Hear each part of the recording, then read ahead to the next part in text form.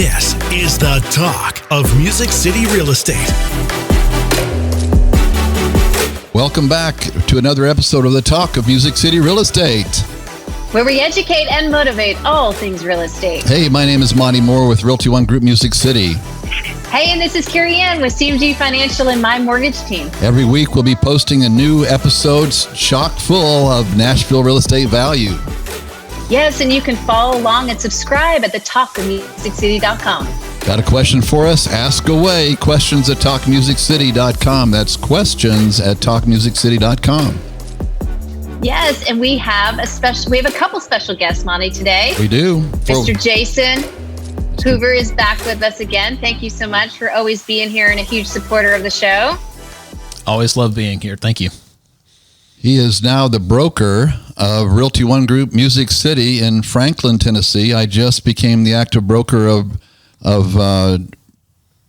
Realty One Group Music City in Nashville. You know, we're official now. We have an office there in Nashville. Carey Ann, you haven't seen it yet. It's not open for business yet. We're there with the our TV guy today, as a matter of fact, deciding where we're going to place 4 or 5 different big screen TVs in this place, 5,400 square feet. Can't wait to show it to you. Very nice. I cannot wait till this social distancing is over and we get to hang out. I know. Soon enough. I love it. We keep praying for that for sure. And who else do we have on our show today, Monty? We have somebody who's really become a special person in my life, Mr. Peter Schwartz. Peter is an incredible individual that I have learned to really have a tremendous amount of respect for. And the reason why I asked Peter to come on our show today is because he actually works with real estate professionals and other professionals, helping them increase their profitability, helping them increase their skill level, or results level, I guess I should say. Peter, welcome to the talk of Music City Real Estate. Hey, thank you so much for having me. I'm really excited to be here with you. All the way from La La Land, I understand, California? That's right, Los Angeles, California. All right. Excited to be in Tennessee. All right. Well, Tennessee, I'm telling you, I'm originally speaking from having grown up in California. I can say you ought to come visit us. You might not want to go back. It's just a beautiful place to be. I love can't it. wait. Hey, so before we get started, let's talk about our sponsor here. Music City Removal is the #1 junk removal service in Nashville, from residential, commercial, and construction. They're experts in ridding you of junk.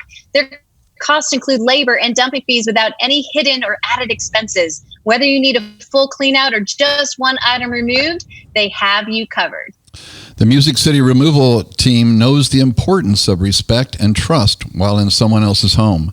They understand the inconveniences of junk left behind by previous owners and tenants and are determined to provide an affordable and customer-focused junk removal service that puts you first. For a free on-site estimate, just go to musiccityremoval.com. That's musiccityremoval.com. Yes, Music City Removal, because clutter ain't cute. Clutter ain't cute. So we're going to talk about some mental clutter today, right, Peter? Absolutely. And mental clutter is even less cute. It's even less cute. That's right. Even less cute. Yep. So, Peter, you haven't heard our other podcast probably, but one of the things I always try to start with when we have a guest on the show is a conviction that I inflict on you that it basically goes like this: before the message matters, we've got to believe the messenger. So Can you share with us for a moment, what has happened, what's brought you to this point in your life where you're able to actually make a true difference in people's lives and behavior? Yeah, absolutely. So I initially was drawn to the coaching profession because I personally had so many challenges myself. And it started with one small challenge, which I don't know if anybody listening, either here on the call with us or listening at home, can actually resonate with this. But I was the world's best procrastinator. And I mean, I am not exaggerating. I was the absolute best at putting things off. And this little problem of mine, this identity that I was carrying around with me, actually caused me to flunk out of college. And so because I couldn't get myself to do those things that I knew that I had to do, and simple things, and I was definitely a capable person, I ended up flunking out of college, which led to a massive drop in my self-esteem. My confidence took a massive hit. And I went through a real personal crisis of the self. And interestingly enough, my father is a coach. So when I went through this crisis of self, I started going to my father's bookshelf. And I started reading different books about how we think, influencing how we behave.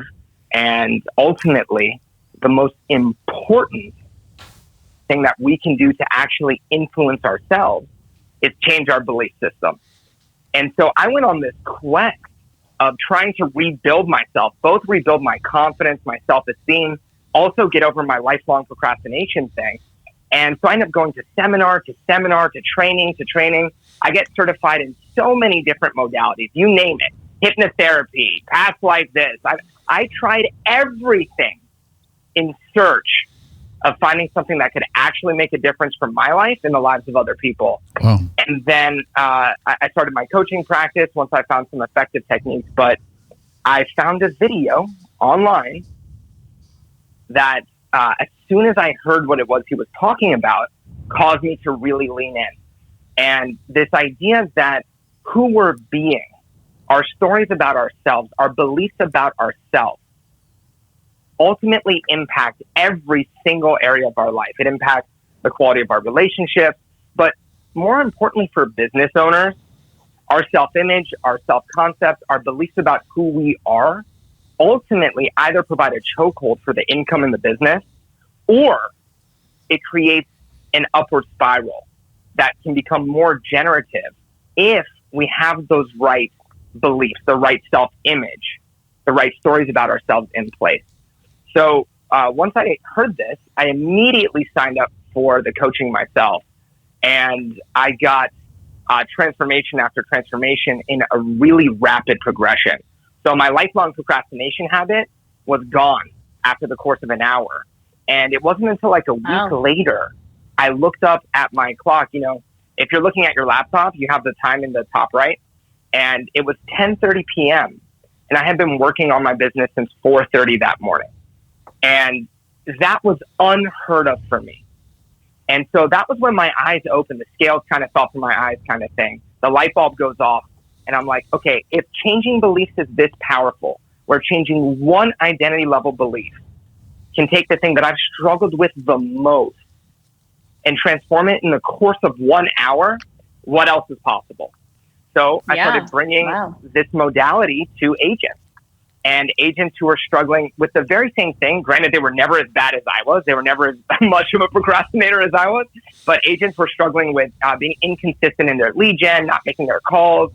And obviously, I know in today's climate, I really do want to address what people are going through now as well, because I think the role of the self is of utmost importance in times of uncertainty. But just in the normal day-to-day business, most agents that I met weren't able to get themselves to do the things that they knew were important. And we were able to change a couple self-concepts for people. And then suddenly you see a drastic difference in how they're showing up in the basic activities that ultimately led to, in some cases, them doubling of their revenue over the course of a year. Is that making sense? Yeah. I mean, again, I'm a believer because you have, you have tapped into my database and are helping me change my database, which changes my behavior. It does make sense. It does make sense. Jason, what are your thoughts there? Yeah, absolutely. I mean, the power of the mind is beyond what we even understand right now, which is fascinating because you would think something so personal and intimate that we have, we would know about. So there's so many things that, as he's sharing that I love learning about it, and I love the possibilities. And as you are, as far as procrastination, I always say that I'm a recovering perfectionist. And I've always grown up trying to be, make everything perfect. And I finally had to overcome that, but it's still a challenge. It's still something that I have to tell myself, all right, it's good. It's good to go. Yeah. And it will never be perfect. Right. And what is that classic saying is, the enemy of the good is the great or whatever, where we spend so much time trying to polish something. Yes. And it just prevents us from ever taking action. And I'm so glad you brought that up, because I think that's where so many business owners find themselves. And even if we were to look at this current climate that we're in, there's a lot of uncertainty right now. And so people are wondering, what is the right decision? What is the right behavior that I need to be taking? And because they want that behavior to be perfect, and in times like this where there's more pressure, those things become amplified and people make less decisions. They do less and they withdraw. Where in the opposite, we really, especially in this business, and again, this is one of the reasons why I really admire Monte, is that he has always come from that heart-based, putting people first. And right now, that attitude of putting your clients first and just showing up as a friend and a trusted advisor for them, if you were to adopt that attitude, the right behaviors would come from that attitude and allow you to really take any perfectionism or uncertainty about how should I do this or what's the correct way to do it. We can take all of that, make that small for a moment, just long enough to step up and be of service, of support, be a beacon of light to people who right now are scared. They're afraid. They don't know what's going to happen. It's the uncertainty. Yes, absolutely. And so I'm so glad you brought that up, because people will stop and they'll wait until they have the exact perfect thing to do. They have the right script to handle that objection, or if they have the perfect strategy for how to get appointments, or the perfect listing strategy, or what do I say in this situation or that situation? And I'm always reminded of this thing my father told me, which was forward the action, deepen the learning. So that's good. Forward the action, deepen the learning. Yes. So forward the action, deepen the learning. And we have such a tremendous opportunity right now, especially if you're listening to this right now. One reflection that you could begin to do is you could ask yourself, just from a purely mindset perspective, and if it's of interest, we can talk about things that you can do to actually reach out and connect with your customers in a way that when this time period transitions so that opportunities begin to arise again, that you will have cemented your brand inside of that community. So you're a pillar of light for those people. That's certainly something we can talk about. But in the meantime, one reflection for you, and at any moment in your business, especially in times of uncertainty or crisis, is who have I been lately in my business that is not supporting me, the business, my team, or my clients? So what are the stories, the identities that I've been showing up with that are not serving me today? That's a good question. Yeah. And so if you could think about what are those three things. So for me, it's real easy. I was a procrastinator, one of the ones that I work with a lot with small business owners is that they're not productive, they're not consistent, or they have fear of rejection.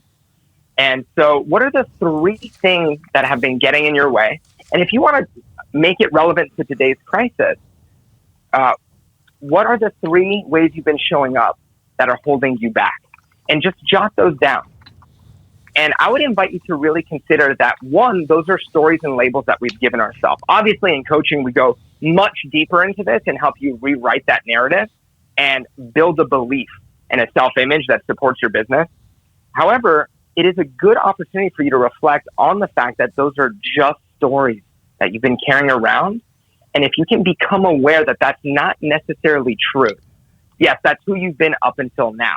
That gives you the opportunity to step out of that narrative and then ask yourself, who do I need to be for my community? Who do I need to be for my business? And what are the three most important roles, identities, beliefs that I need to adopt today to serve more effectively for my team, for my community, and then ultimately to be served as well? Is that useful information? Yes, it is.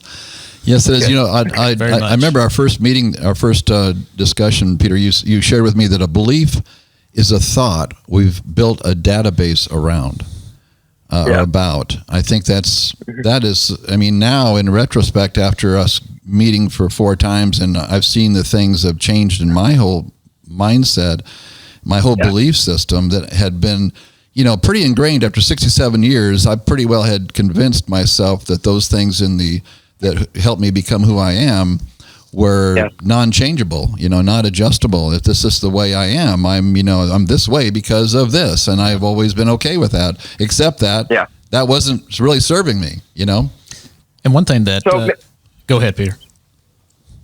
No, please. Well, I was going to say, as you were sharing that, it reminded me that, in the study of the mind, it's, how the mind is plastic and it will adapt and change as you change it. Yeah. And what's that saying? It's neurons that fire together, wire together. And, yes. And we can control that. And if you want to have different outputs, you got to first start with the programming.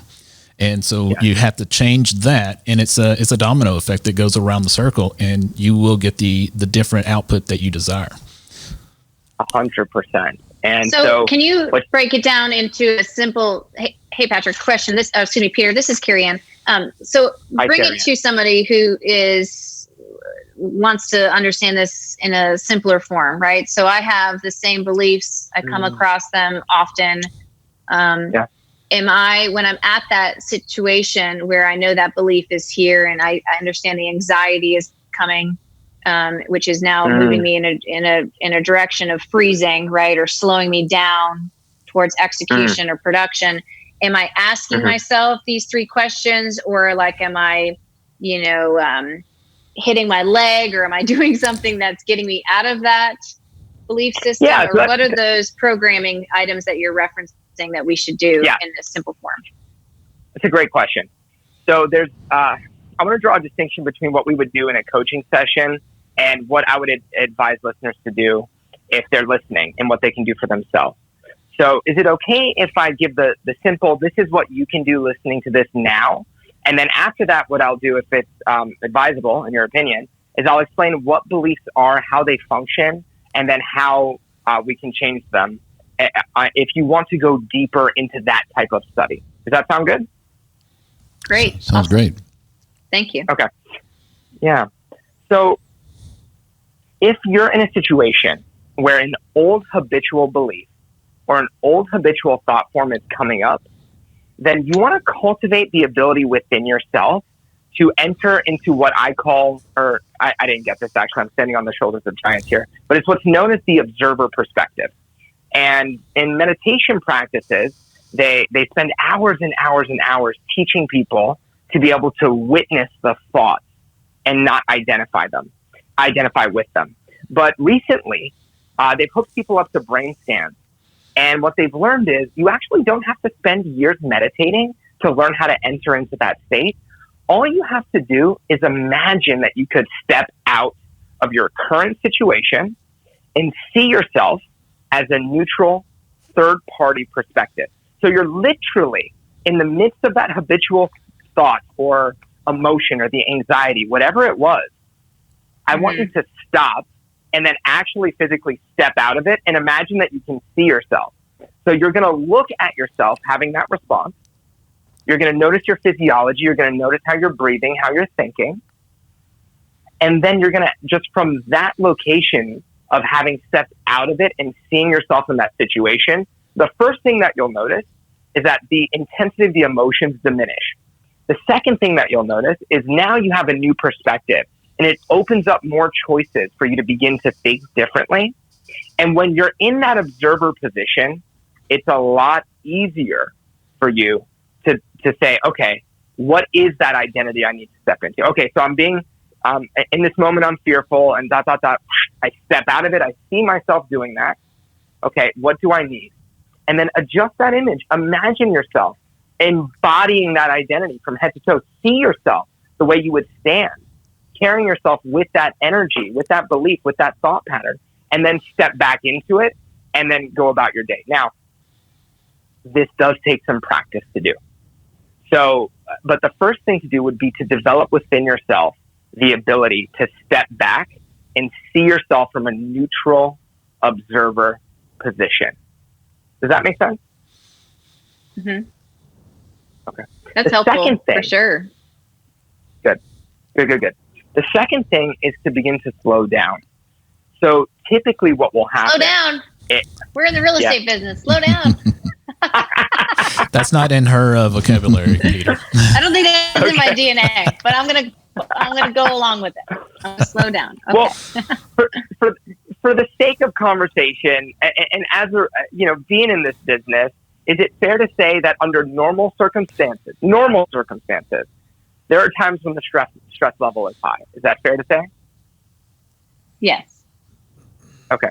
So you tell me, when the stress level is high, are you thinking to yourself, like, think of a time when there was a stressful situation, and I just want you to get a little snippet of how fast you were thinking. Typically, in those situations, people are talking to themselves at 1,000,000 miles an hour, and if you get them to tell you what their internal dialogue, the tone of their internal dialogue is, it's usually panic and fearful, and it's going at about 1,000,000 miles an hour. So think about a time when you were stressed, and I just want you to check in and notice, how quickly were you talking to yourself on the inside? And what was the tone of your internal dialogue? Check in with that now. Yes. I'm checking in on that. Is that and is I that can true see for you? myself talking to myself going, slow down, because you're right. Because we're like, we do, when we're in a panic mode, I think we are double timing it, and I think we're making it worse, right? We're elevating ourselves to the next level. So yeah. I'm getting this now. And that's conditioned, I would believe, in life, is that we're conditioned to, you got to hurry, you got to go. And even getting things done, when you work for an employer or something, they're always wanting things quick. And a lot of that is it conditions, and then it just elevates whenever we are stressful. Absolutely. And by the way, I'm not suggesting don't be fast. I'm happy if you think fast, perform fast. I like to move personally at 1,000,000 miles an hour. But when it comes to changing the habitual thinking, slow down the thoughts. Actually have the habitual thought form, but slow it down. And when you do that, it will open up space for you to start to think differently. So those are the two things I would suggest. If you're listening to this and you know that you find yourself repeating the same old habit, one, practice observing yourself doing it. Just watch yourself do it in your mind's eye. And you'll notice that, one, the emotional pull of either the emotion or the behavior diminishes. And suddenly now it opens up more behavioral and emotional choices for you. Two, start to become aware of what your internal dialogue is doing and the speed and tempo at which it's doing it. And if you can, actually think those thoughts, even the negative habitual ones, think them, but slow them down. So when you think a thought on purpose, you take it from an unconscious habit and you make it conscious. So now you're steering the ship again. And what you've done now is you've taken it from an unconscious response that you're fighting to now you're driving the bus. And from there, you can begin to slow it down, opens up more space, and you can start to think differently. So those are two things to do now, in the here and now. And I think right now in the place that we are today in the real estate industry, there's some people that just started the business, right, Monte? There's some people that just made that shift without any knowledge that we would be in the situation we are in today. Right. And some have been in it for many years. So depending upon where you are, the level of stress may be two different things, right? One has already spent all the money to get their career kicked off to begin, and others are in a different placement. So I do think the level of stress of what is to come, that uncertainty, that panic, I think I love the idea that what you're referencing is take a moment and see yourself being successful after all this is done, right? Taking a moment and seeing how, that something can be done. Because I think many people today will end up getting out of this industry because of their mindset, right? How they're going to see themselves, in 90 days. This can be their best year, or this could be the year that gets us out of the business, right? Depending upon how you put your mindset together. Is that what you're thinking? 100%. 100%. I mean, you said that, you articulated that so well, that whether or not these next 90 days or 6 months, we're all going to go, the whole world is going through a transition right now, but some people are going to decide that over the course of this transitionary period, I'm going to focus on becoming the absolute best version of myself as a professional. And in doing that, that means I have this time period to connect with as many people as I possibly can and show up for them. And also start to work on my skill set, start to work on my negotiating skills, start to work on the different things that I need to incorporate, that those identities, those beliefs about myself, so that when this thing is over, this has been a chrysalis for my personal transformation so that I can better serve my community and I can better serve my family and be served as a result. So absolutely, this could be the best period of our lives if we take what's happening as a time to literally go inside, not just go inside our homes. You know, the metaphor of going inside for the holidays, we can apply that here now as well, where we start to bring the light inside, the light of consciousness inside, and go inside and take this time to reflect and realize that you really do get to choose and be the author of who you want to be going forward.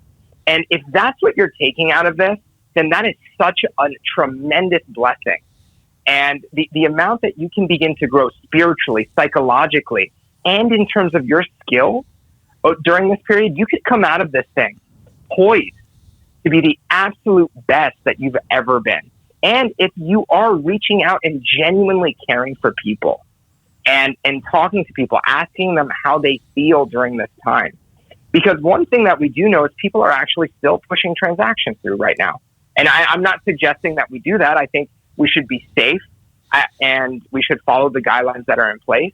But I do know that there are people who are looking at interest rates and they're saying there still might be tremendous opportunity here for the right individual. And so I think this is more of a time than any other to be able to reach out to your clients and then focus inward and begin to grow yourself. So I think that was right on. So, Jason, do you see why I like this guy? I do. I really do. I mean, I heard your mind pop below a couple of times there, a couple of fuses maybe. Yeah. He's singing my language. Yeah, and it's so awesome to have somebody of this caliber of depth and understanding and clarity, to be able to speak to the real estate and the mortgage industry folks like we are right now, and like those that are listening. And that's why one of the reasons I wanted to have Peter on here, because he's coaching professionals like us, and they're seeing a tremendous difference. I mean, I don't know if I told you guys that, my son Nathan, I have such respect for this young man. He's just been incredible. I mean, he's been an absolute sponge since he was just a little guy, as far as constantly learning, just constantly applying himself, constantly, walking out what he says he believes and so forth, and just being an amazing human being. And when he decided to switch careers recently and he hooked up with Peter, I thought, wow, this guy must be something else. And so, I mean, within 30 minutes of a one-on-one call with Peter, I'm like bawling. Okay. I mean, seriously, it was just amazing how he walked right into my heart and started talking to me at a level that I couldn't deny it. I couldn't deny the truths that he was sharing. And I have a heart to grow. I have a heart to be the best I can be, because I want to do that. I believe what Jim Rohn said: how tall does a tree grow? As tall as it can. I want to be the best I possibly can, because part of my passion is to have $1 billion office, and to do that, I've got to become $1 billion broker before that ever happens. To do that, I've got to be my best version, and I know there are things that have held me back from becoming my best. And he helped me identify some of those things that immediately made a difference in my concept of myself, my alignment of my own values. I mean, there was an immediate difference. And so again, thank you for that, Peter.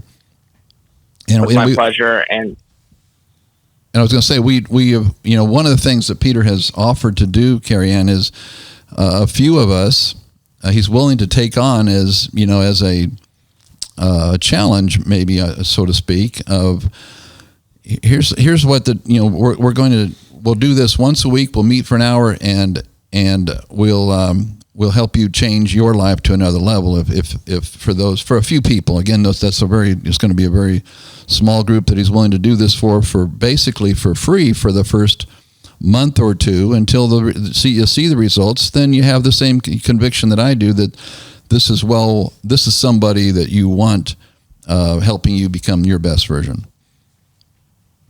Well, it starts with all of our mindset and getting our mind on straight, right? I mean, without that, we can't be good at anything that we set forth. So I think you're onto something there. And I'm excited. I mean, the struggle I have, and I'll just be truthful and honest, I know my shortcomings. And it's a challenge every day in the industry that we're in. I'm quick to make decisions and get very passionate. And so I need to slow down and figure out a solution in a more calming manner and type of thing. So I would love for you to take me on as a challenge, figure out what's going on. Oh my God. I'm so excited. That would be wonderful. So obviously, thank you for sharing that. I think first of all, the courage and the leadership that it takes for the two of you to be this authentic, and it's so admirable. And I really do admire that. And Monte in particular, when him and I work together, that desire to be your best self, that is just such a pleasure for somebody in my position, because I feel such a deep connection with that. And I think it is one of the actual deepest drives in the human being, is to grow and to evolve. And so if you share that as well, then I'm absolutely thrilled to be able to help facilitate some sessions for you. That would be wonderful. So, well, I think anybody, it doesn't matter what level you want to grow to. I mean, if your mind is not set, you can get up to the level of just ready to soar, and you'll never get there, right? You'll just stop. Right. You'll never break through, I don't think, without having that right mindset. So I'm excited to learn more. So, well, maybe I could share now how it works then. Would that be appropriate? Oh, yeah. That'd be awesome. So, Jason, you good with that? Yeah. Let's go. Let's do it.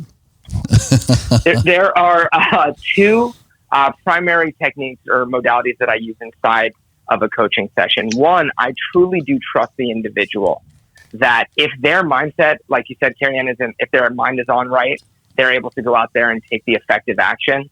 So my focus then is, how do I facilitate the belief changes that are necessary for this person? And I really do focus on belief first, because beliefs do three things for us. The first thing that beliefs do is they turn on and off our perceptual filters. So there's a phenomenal study by a researcher named Dr. Weissman on luck. And he takes people who believe that they're lucky people and people who believe that they're unlucky. And he sends these two groups into a cafe. And as they walk into the cafe, there's $100 cash on the floor. And the lucky group, the people who believe they're lucky, over 80% of that group sees the cash, picks it up, puts it in their pocket. The unlucky group, less than 12% even see the cash. Less than 12% even see it. Wow. So what's happening here on a neurological level is, when you have a belief, and this becomes really important for your business, whether that's a belief about yourself, a belief about the market, the belief about your team, once you have that feeling of certainty about it, your brain tells your eyes to go confirm that belief in the environment. So to the degree that we do not align our belief system with our vision for our business, we will literally miss opportunities that are right in front of our face. So this is the first reason why we have to get clear about what the beliefs are that are showing up. The second thing, beliefs turn on and off access to our abilities. And this is, this, everybody knows this, right? It's that cliche thing where if you believe you can, you can. And if you believe you can't, you can't. We all know this, but we have to have an actual practice and understand, how does the mind create certainty in the first place? What is the actual mechanism for creating a strong belief? And once we know what that mechanism is, then we can begin to turn on confidence. then we can begin to turn on more drive, more motivation, more of the inner resources that will allow the business owners to begin to perform in the ways that are in alignment with that vision. And so we all know this intuitively, but the real key is to be able to have a practice where you make this a part of your life on a regular basis. And then the third thing that beliefs do is they create self-fulfilling prophecy. So we've all seen, the person who they were given every single opportunity. Their parents gave them everything. And for whatever reason, no matter what you give that person, the best computer, the best opportunity, the best job, the best this, the best that, for some reason, they find a way to, drive it into the tank, right? And by the same token, we know people who have had the absolute most horrific things in life happen to them, but they somehow find a way, despite everything, to overcome and create the vision that they want in reality. And that has to do with that belief system. We create these self-fulfilling prophecies based on who we perceive ourselves to be. So that's the first role of the coaching, is to help you create that belief system, that self-concept that is in direct alignment with the vision that you have for your business and for your life. And the way we do that is by modeling the actual mechanism of belief. So the way a belief is formed is you have an experience with an emotional charge. Let's say one thing that I get a lot from real estate agents is they have fear of cold calling, or fear of selling themselves, or fear of selling their business, right? Mm-hmm. So they have this fear of rejection that they've gotten because a couple of times when they were younger, something happened where they either got embarrassed or they got yelled at. And then over the course of their life, now they're sensitive to those moments. So they're primed and they're looking for moments of rejection or moments of embarrassment. And then the brain starts to collect and assemble experience after experience of times when putting yourself out there led to you feeling rejected or embarrassed. And then so what will end up happening is I'll get this person in coaching and they're afraid to pick up the phone because unconsciously they've been focusing on, if I put myself out there, it means I'm going to get rejected and embarrassed and ... So in the coaching process, we actually reverse that. We take those experiences and we transform them by training the mind to focus on times where you actually experienced acceptance, love, connection, your deepest values by putting yourself out there. And when you train the mind to do that, it builds that new belief system that will give them the new filters, the new capabilities, and then ultimately that self-fulfilling prophecy. I think I may have given you guys a lot there. I hope I didn't overload you. Peter, can I share with you with everybody the one of the first times you and I worked together? That would be wonderful. Yeah. So, I have a strong conviction for what he's saying is absolutely true. Most of my life was directed by an experience when I was in, I think, first grade. I was supposed to be sharing a book report, an oral book report on Old Yeller, and I got in front of the class. And my mind blanked out, my chin locked up. I couldn't think, I couldn't talk, and everybody started laughing at me. And from that point on, I started crying in front of the class. And from that point on, I just said I can't talk in front of people, and I somehow became really shy from that experience.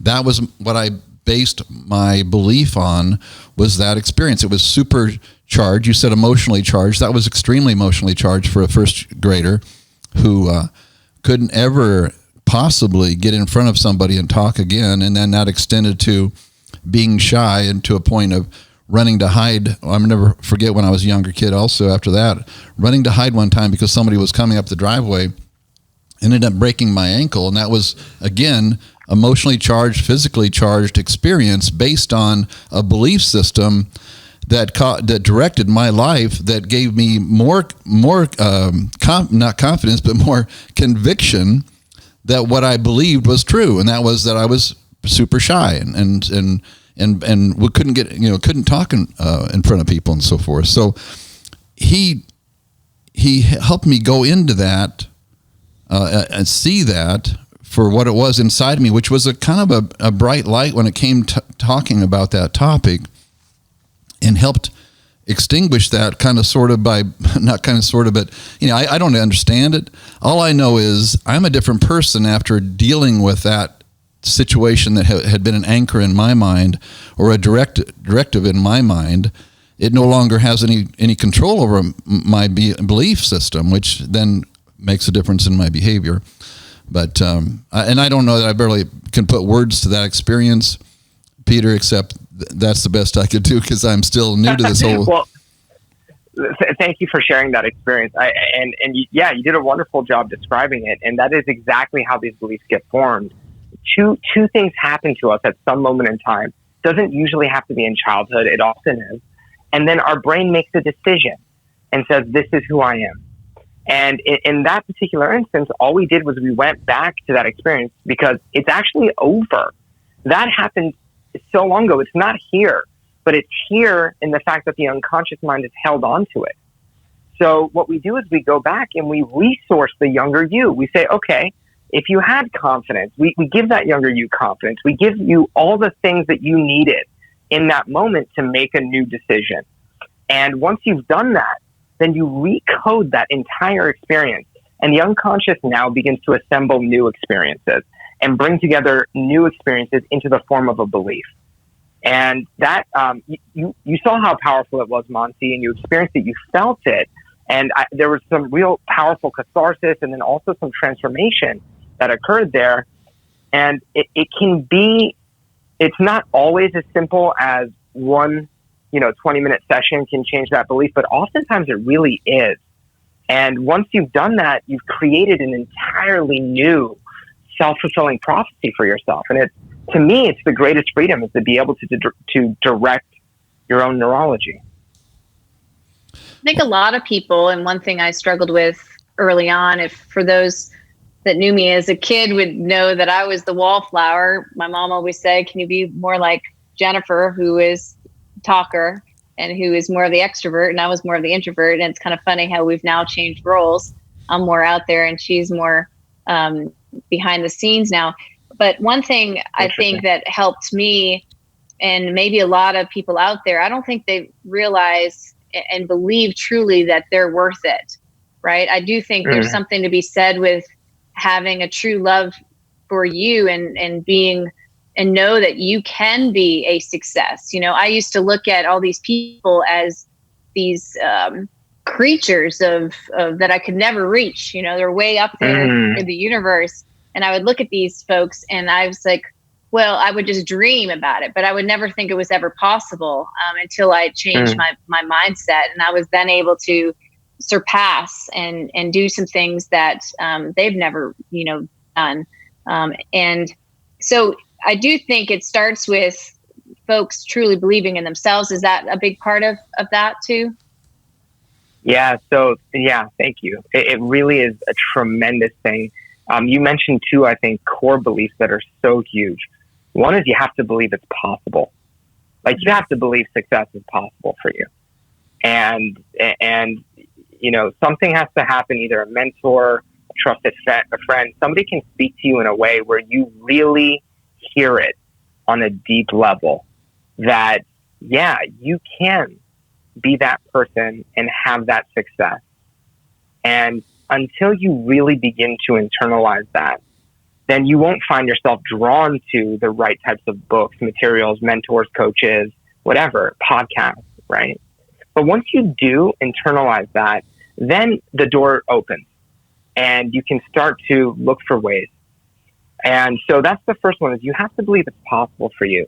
And then the second thing is to, in my approach at least, is to, if you want to believe in yourself, I like to get even more specific with that. So yes, believing in yourself, but I would want to know, because this is like confidence. People talk about confidence. And if I ask you what confidence means to you, it varies from individual to individual. So when you're believing in yourself, what is it about yourself that you're believing in? So we would take those core things.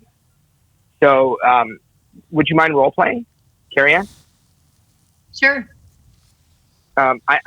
What I'm getting from you, I already get that you pretty much do believe in yourself now. Is that accurate?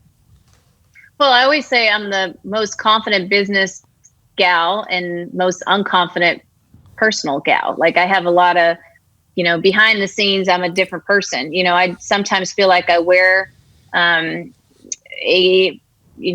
cape, and I feel like I'm not so much acting, but I'm in a different role that I'm very confident. I'm confident in that role. Got it. Coming to motherhood and personal relationships and things, not as confident. And I struggle a little bit about that part. But beautiful. there is those different things. Yeah. Okay. Perfect. So let's take the example of where you have the confidence, right? You have that belief and you have the cape on, so to speak. When you are let's pretend that somebody's looking up to you and they're listening right now, and they want to have your confidence. They want to be that most confident woman in the business world. What are the aspects of who you are in business that you're really confident in? Well, I'm confident in my job, right? Like I'm confident in knowing the ins and outs of my industry because of all the time and all of the learning, that I've done. Is that what you're asking or saying? Perfect. Yeah, exactly. And so if somebody wanted to model that confidence from you, one of the key things for you about being confident is knowing the ins and outs of your job and your industry. And that gives you that confidence. Is that fair? Mm-hmm.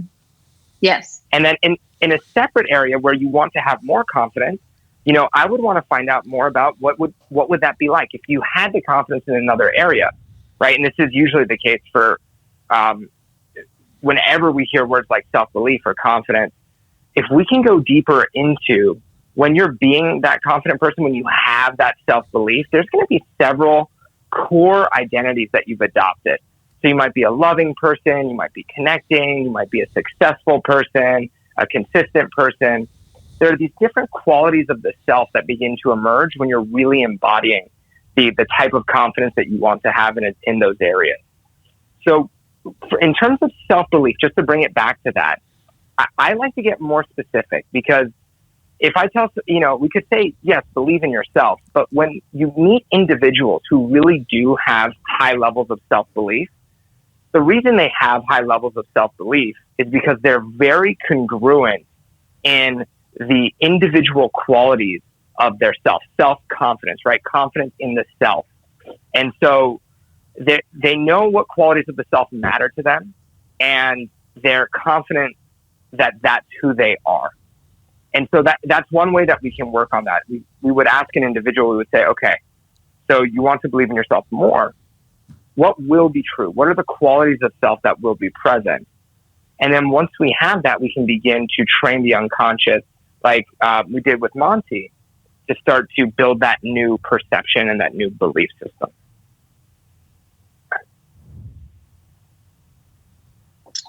Very good. Very good. Well, we could probably talk for hours and hours, Peter. This is a lot. This is a great topic. I'm so glad, Monte, that you brought Peter with us here, and hopefully we can have more conversations with Peter and learn more about the mind. I can't imagine what he's going to find out about me and what I can actually do when I get my mind on straight.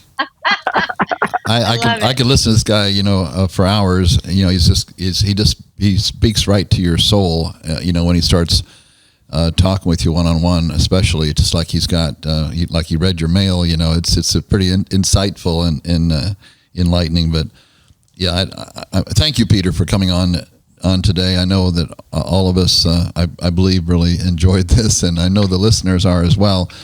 And I think it's really, again, awesome that you have especially in a sensitive spot in your heart and efforts to help real estate and mortgage professionals overcome their limiting beliefs and help them achieve greater heights. And I'm excited about not just Carey Ann hooking up with you, but a few folks in our company, because when Nathan told me about your skills and what you guys are getting into and helping change people's future, basically, I was so thrilled about the idea of being able to bring that additional value to Realty One Group Music City that we can help our agents not just make 100% of their commission. That's awesome, but what if they realize more, 100% of their life by becoming all they could become, their best version of themselves?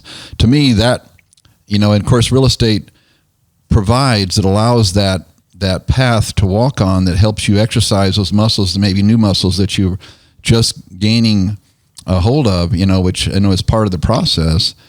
But I'm just so excited about having you in our lives, and thank you for ahead of time for what you're going to help us do here at Realty One Group Music City, and for those lives that you're touching.